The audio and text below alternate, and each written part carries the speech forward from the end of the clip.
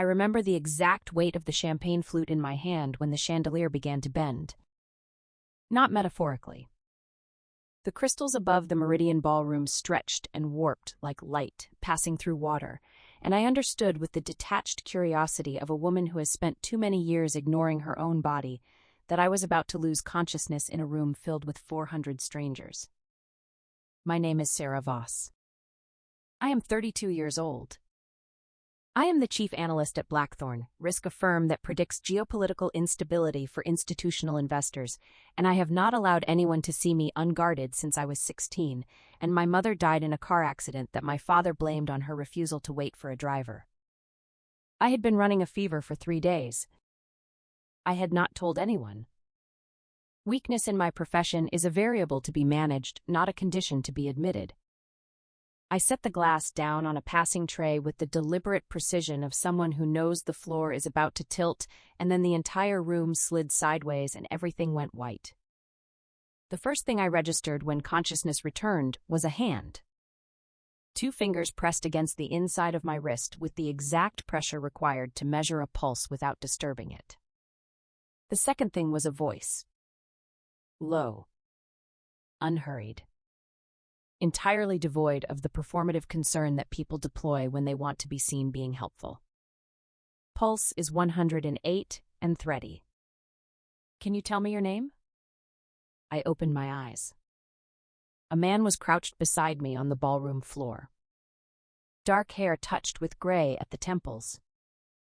Dark eyes the color of black coffee. The kind of stillness that comes from years of training the body to be the calmest object in any room. He was not looking at the crowd. He was looking at me. Sera, I said, and my voice sounded thin and foreign. Sera, he repeated as though filing it somewhere permanent. I am Julian. I am a physician. Do not try to sit up yet. I tried to sit up. His hand moved to my shoulder. Not forceful. Simply present. An immovable object. I said not yet. I told him I was fine. It was the most automatic sentence in my vocabulary. He did not blink. You have a fever of at least 103, he said with the calm of someone delivering a weather report. You are dehydrated. Your skin is clammy. And you just lost consciousness in front of 400 people. So we can agree that fine is not the word we are looking for tonight. I looked at him. He looked back. There was no apology in his expression. No invitation for me to argue. Just that steady dark gaze that somehow managed to be the most unsettling thing in a room full of glittering chaos. He reached into his jacket and produced a small pen light. You carry a pen light to charity galas. I carry it everywhere. Old habit. Look straight ahead, please. I obeyed. Mostly out of surprise at myself for obeying. The light swept across my pupils quick and efficient, and he clicked it off and returned it to his pocket in one smooth motion. No concussion. He glanced around once, reading the room with the same quiet efficiency, then returned his attention to me. Is there somewhere quieter we can move you? I do not need. Sera. My name in his mouth again. Unhurried. Certain. You are going to argue with me. I already know that. But the fever is real, and it does not particularly care about your preference for independence. A pause. Something shifted at the corner of his mouth. Not quite a smile, but the suggestion of one. So you are welcome to argue. I will wait. And then we are going to find you somewhere to lie down. I stared at him. No one spoke to me like that. No one had ever said I will wait with such quiet confidence, as if he already knew exactly how the next 5 minutes would unfold and was entirely unbothered by them. Fine, I said, and hated how much it sounded like surrender. He helped me to my feet with a steadiness that made it feel less like being helped and more like being held. There was a difference. I realized it distantly.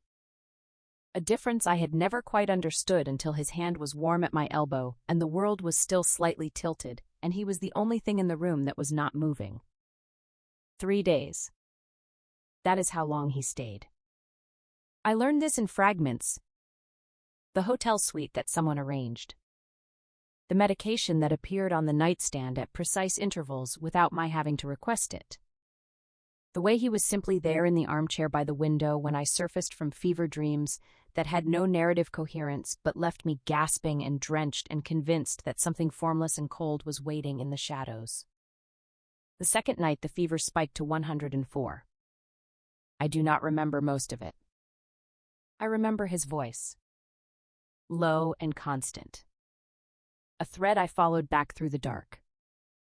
I remember the cool cloth moving across my forehead, my temples, the side of my neck with the methodical gentleness of someone touching something they are taking care of rather than something they are fixing. I remember thinking distantly that no one had taken care of me since my mother, and that I had spent 16 years making sure no one would ever need to. When I finally surfaced on the 4th morning, the fever had broken. My body felt hollow and strange and newly occupied. The cloth was folded neatly on the nightstand. The medication was gone. And the armchair by the window was empty. I left before he returned. I told myself it was the sensible thing. Clean. Efficient. A transaction completed. I had been unwell. He had been competent and present. I had left an envelope with his name and a sum that was more than fair and said absolutely nothing about what the 3 days had actually been. I believed this version of events with varying degrees of conviction for the next several weeks. I believed it while I finalized the acquisition of a boutique risk analytics firm that my father had dismissed as beneath our attention. I believed it while I reviewed the quarterly forecasts for our energy sector clients and identified 3 discrepancies that turned out to be the leading edge of a significant regulatory exposure. I believed it right up until the moment I walked into the boardroom at Blackthorn headquarters for a briefing on a potential partnership with a medical research institute and found him already seated at the long mahogany table. Julian Cross. The name on the agenda was not Joseph. It was Julian Cross, MD, PhD. Director of Clinical Strategy at the Halstead Institute. And he was wearing the same expression he had worn on the ballroom floor. Quiet. Unhurried. Entirely unsurprised. The patient became a client, he said. His voice was the same. Low and steady and completely calm. I straightened the files in front of me with the precision of someone who has spent years perfecting the art of looking unshaken. The doctor becomes a problem, I replied. He looked at me for a moment with those dark coffee-colored eyes. He did not take me at face value. It is good to see you, Sera. And there was nothing in the words that I could reasonably object to, and everything in the way he said them that landed somewhere below my sternum and stayed there.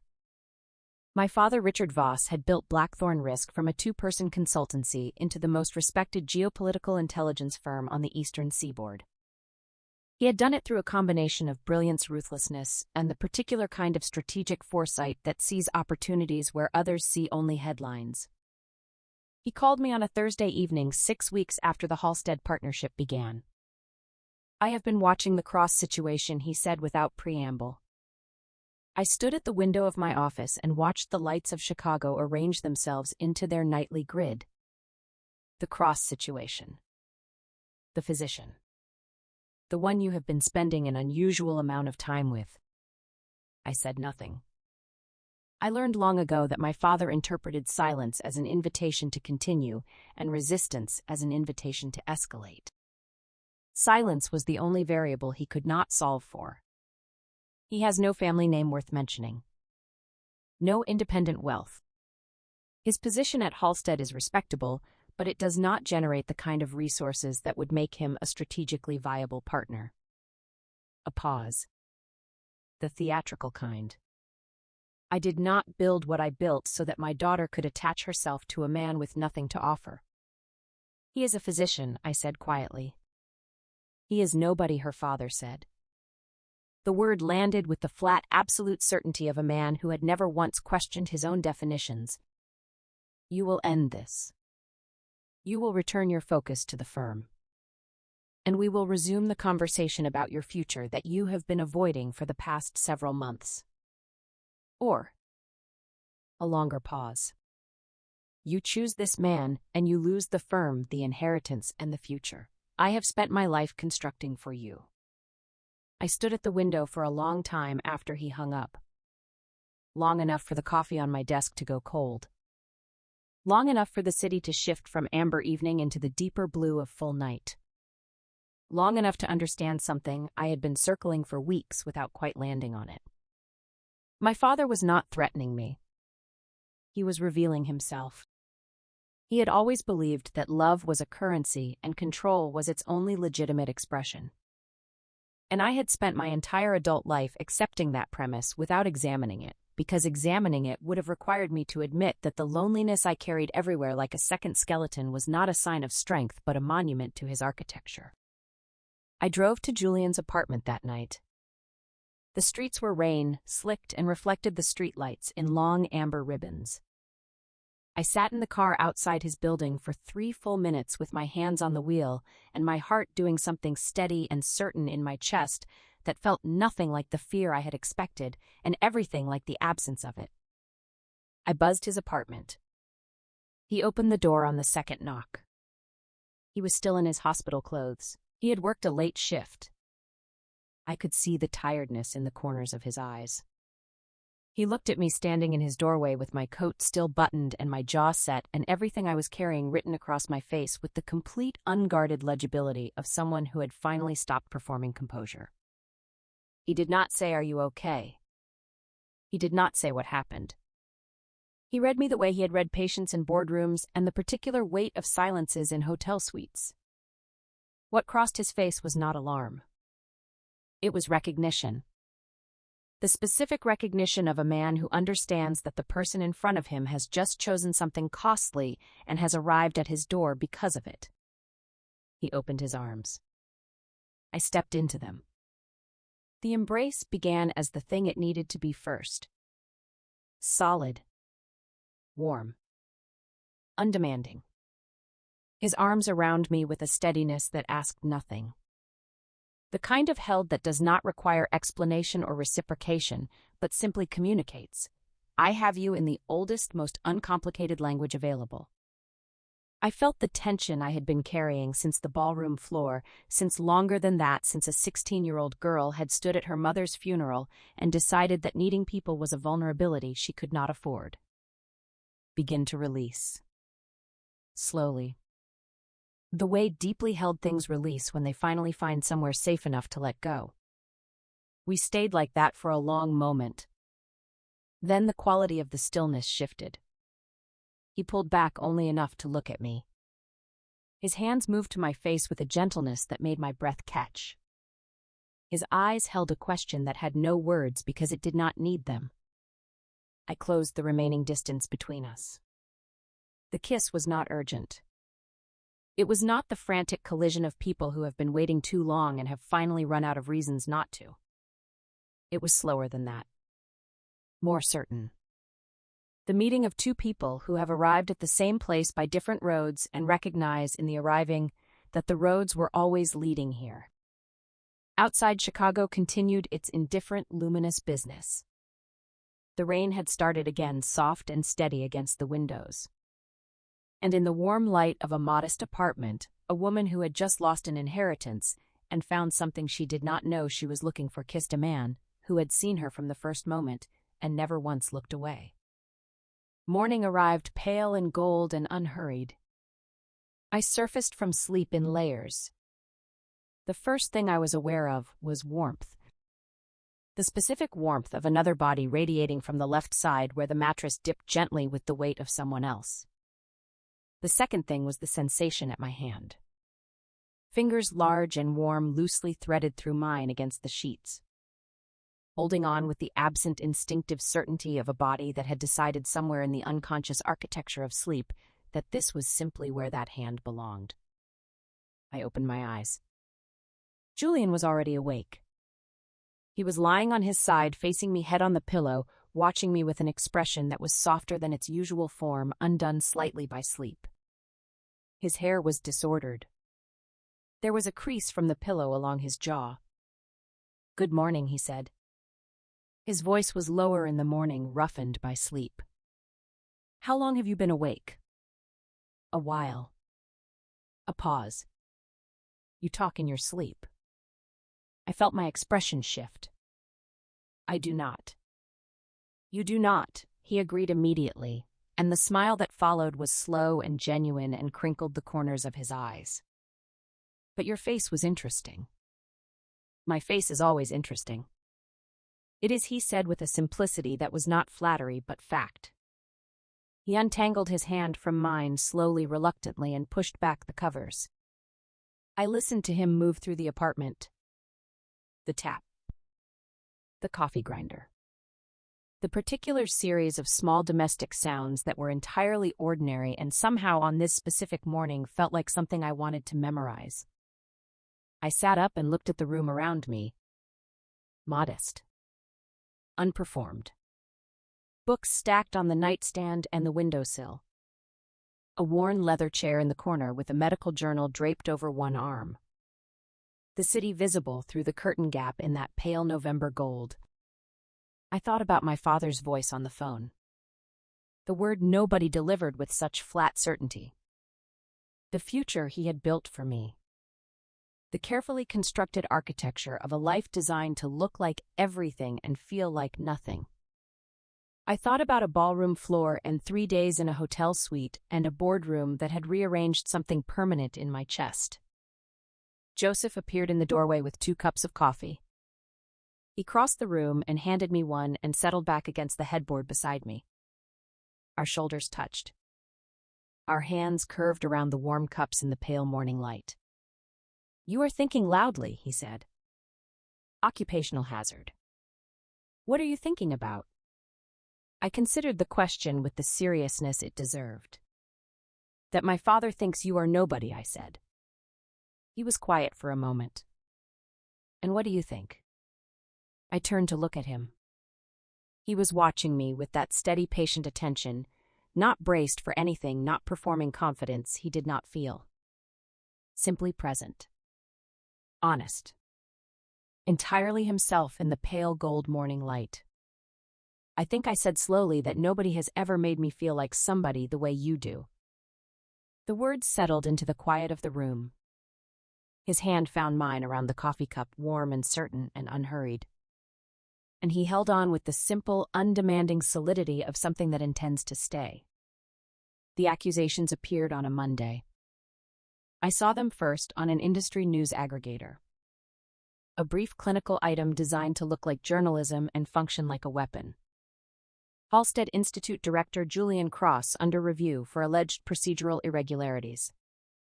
Sources close to the administrative board confirm formal inquiry pending. No specifics. No evidence. No named sources. Just the allegation placed with surgical precision in exactly the kind of publication that the right people read over morning coffee and the wrong people never think to question. I read it twice. I set my phone face down. I picked it up. I read it a 3rd time. Then I called my father. He answered on the 2nd ring. That told me everything. "Sera." "Do not," I said. My voice was quiet. Not the quiet of someone struggling for control. The quiet of someone who has moved entirely beyond the register where volume is relevant. Do not perform surprise. Do not tell me you do not know what I am referring to. Just tell me how far you are willing to take this. A pause. Then, with the measured calm of a man who has never once been required to account for himself to his own daughter. "I told you what the choice was. You made it. I am simply clarifying the terms. You fabricated a professional complaint against a physician," I said. "Against a man who has spent his career taking care of people with more integrity than anyone in your firm has demonstrated in a decade. That is not clarifying terms. That is protecting my family," he said. which is something I have always done whether you appreciated it or not. I stood very still in my office with the city spread below me and my father's voice in my ear, and I felt something complete itself. Some long, unfinished internal negotiation that had been running quietly since my mother's funeral arriving at last at its conclusion. I am going to find the evidence, I said. And when I do, I am going to make sure every person you used to place that complaint understands exactly what they participated in. And then I am going to make sure Julian is cleared. And I am going to do it without your help and without your permission and without any concern whatsoever for what it costs me in your ledger. A pause. I love you, Dad. But I am done being managed by you. I hung up. What followed was 11 days. I started with the complaint itself, tracing the language, the specific phrasing, the administrative pathway it had traveled. I spoke to 3 former patients whose cases had been cited. All expressed confusion and then anger at the suggestion that anything improper had occurred. I found the intermediary, a minor hospital administrator with a financial connection to one of my father's subsidiary companies. That took 4 days and 2 late nights of cross-referencing public records. Julian, when I told him what I was doing, asked me to stop. We were in his apartment on the 6th day. He said it with the measured, careful tone of a man performing a calculation that is costing him something. Your father has resources I do not have. If this goes sideways, you lose everything, he threatened. The inheritance, the family. Your position at Blackthorn could be compromised. I cannot ask you to. You are not asking, I said. I am telling you. Julian. His name came out with a steadiness that surprised us both. You stayed in a hotel suite for 3 days taking care of a woman who was rude to you. You looked at me on a ballroom floor like I was the only person in the room. You have spent this entire time being the person who stays. Let me stay. He looked at me for a long moment. He did not argue further. On the 11th day, I walked into the review board meeting with a folder of documented evidence. The intermediary's financial connection. The patient's testimonies. The timeline that placed the complaint's origin outside the institute entirely. The board reviewed the documentation in a silence that shifted visibly from procedural neutrality to the specific discomfort of people realizing they have been instruments of something they did not fully examine. Julian was cleared by end of business. My father did not call. I did not expect him to. Not yet. Perhaps not for a long time. But 2 days later, a brief message arrived. I saw what you did. I do not agree with how you did it. But I saw it. It was not an apology. It was not reconciliation. It was perhaps the first honest thing my father had said to me in years. The first acknowledgement that the person he was looking at was not the asset he had polished, but the woman I had become. I read it once. Saved it. Set my phone down. That evening I found Julian on the rooftop of his building. The city spread below us in its full November splendor. Every light doubled in the wet streets. Chicago doing what Chicago does when you need it to be magnificent. He turned when he heard the door. The expression on his face in the glow of 10,000 city lights was the one I had been collecting without meaning to since a ballroom floor. Open. Warm. Entirely without performance. I crossed to him. He took both my hands in his. You did not have to do any of that, he said. I know, I said.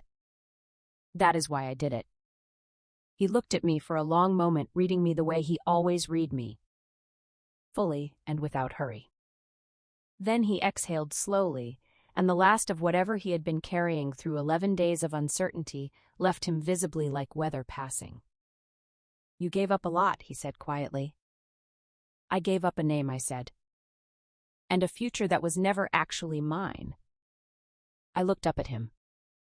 Turns out I am not particularly upset about it. His thumbs moved slowly across my knuckles.